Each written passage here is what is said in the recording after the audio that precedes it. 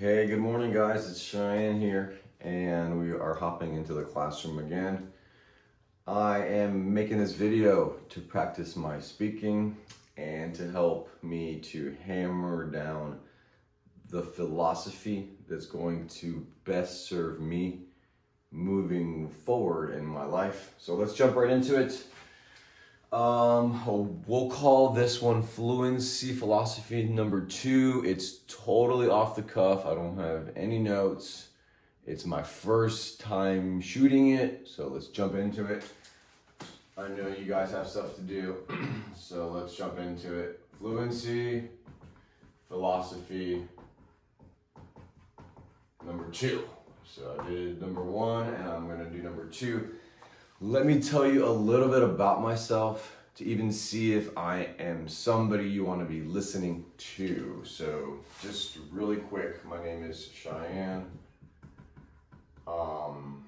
I have a business where I do landscaping business, and I've done that for about 9 years. And then let's see here, I've got a family, which is really important to me. And I live in Florida, USA. It's pretty cool. And I have stuttered all my life. So let's put that right here. Stuttered AML. Not anti-money laundering, stuttered all my life. All right, so my stutter was really, really bad. Ever since I was a kid, started speaking. So let's just jump right into it.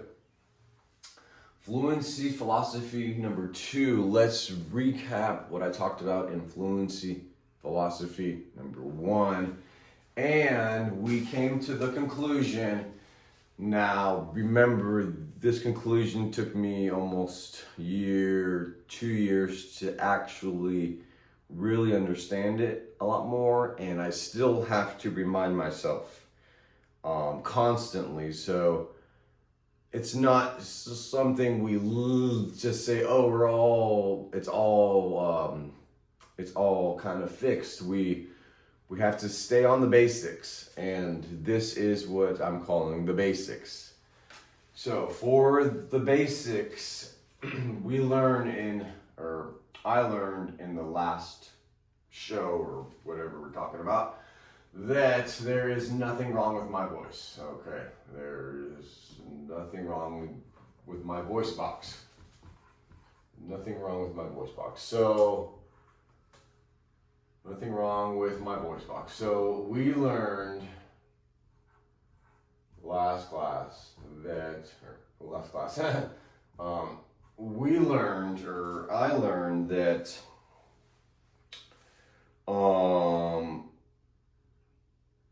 technically speaking, there is nothing wrong with my voice box because I do have periods, and I've kind of had them all my life, where there's like not really a problem with the fluency side. Sure, there's a stutter or two, but there's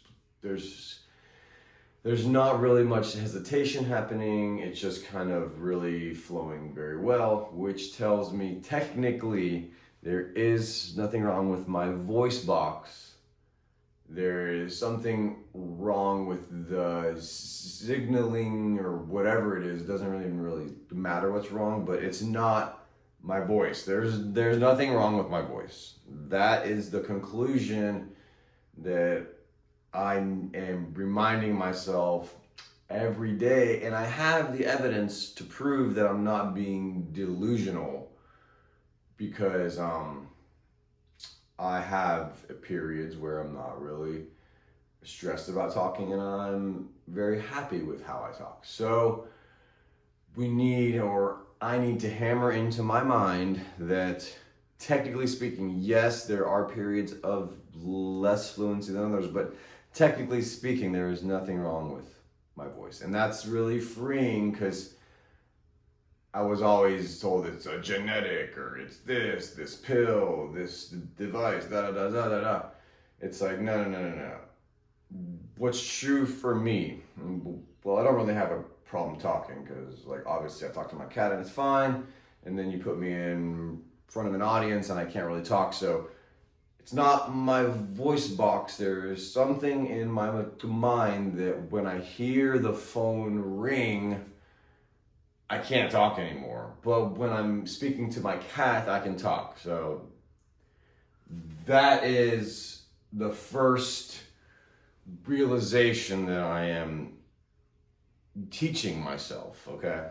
So, fluency philosophy number 1 was there's nothing wrong with my voice box, okay? And this takes a while for me to to comprehend it, to keep reminding myself, hey, go watch the video again of you reading out loud. You have a really nice voice.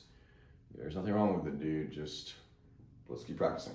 So that's the first one. So then, naturally speaking, if the first one is there is nothing wrong with my voice box because I have periods of fluency, the next natural question for me, and this leads us to fluency philosophy number 2, is how can I extend my periods of fluency? How can I extend my fluency? Extend my periods of fluency. So we have created a gap. So we're going to draw a little drawing, okay? So here I'm talking to the wall. We're going to do a picture of a wall. So here I'm talking to the wall, or we'll just say the wall. Okay, so here I'm talking to the wall, and we'll say we're going to say there's no fear, but we'll just say there's less fear. There's less fear, less anxiety, less worrying. But keep in mind, we're just totally removing the emotion from the situation, which is very hard to do. I understand, because it's a very emotionally charged activity for us. So when I'm speaking to the wall, less fear, less anxiety, less worrying. And I'm just speaking from personal experience, okay? So I'm just talking about myself in some weird self-therapy kind of a way. All right, so this is me. And it's not you, it's me. And this is me again. And then I'm talking to the peoples. People. So these are people. Okay. And yes, fear. Yes, anxiety, and yes, a lot of worrying. Yes to all these. Anxiety. I think my phone's about to lose the space on it, so I'm going to speed up a little bit so I don't have to shoot the video again or like do a video combining thing or editing. So I'm going to speed it up a little bit and I'm going to wrap it up here shortly. All right, so worrying. So there is a lot more worrying when I'm speaking in front of a crowd. So, and now we've made a gap. Here's our gap. So, we know there's nothing wrong with my voice because when I talk to the wall or I'm speaking out loud in my morning vocal reading warm-up practice, I'm actually enjoying talking. So, hey, there is nothing wrong with my voice because I talk to the wall and it's fine, and I speak to a crowd and it goes to crap.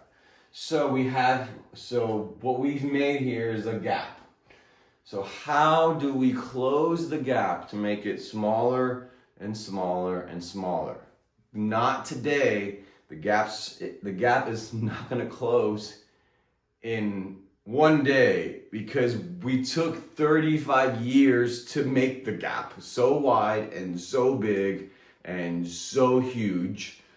To think that it's going to close in a day or with a pill, or with a thing in your ear, it's not being fair to yourself. Be fair to yourself. I've been stuttering for 30 years. I'm not going to speak like a master communicator in one day, not even 1 month. I would say give me at least a year of good practicing and let's see how much improvement I can make. Okay, so I'm just talking to myself because I'm really hard on myself. So I have to tell myself stuff like this all day long. So I don't have to be so hard on myself so I can make improvements. Okay? Yay! So we've created a gap for me, and this is my gap. It's not your gap, it's my gap. So I am confident I have a really nice voice, but I am not confident I can use it on stage. So how can I close the gap so when I am talking to the wall in my mind, let me do this again. When I'm talking to the stage in my mind, it feels like I'm talking to the wall. So how do we close the gap? Practice. So close the gap with practice. Close it with practice. Close gap with practice. Now this sounds and it looks a lot easier because I just said, let's close the gap with practice. Now this is going to lead us to the next fluency philosophy number 3 is how to do proper practice. So that's fluency philosophy. The number 2, how can I extend my periods of fluency, or like we just learned, close the gap. Close this gap. And the answer is practice. But there comes a disclaimer with practice. It has to be proper practice, and that is very important. All right, guys. Well, thank you so much for watching me talk about fluency philosophy number 2. Have a fantastic day out there, guys, and never give up. Peace.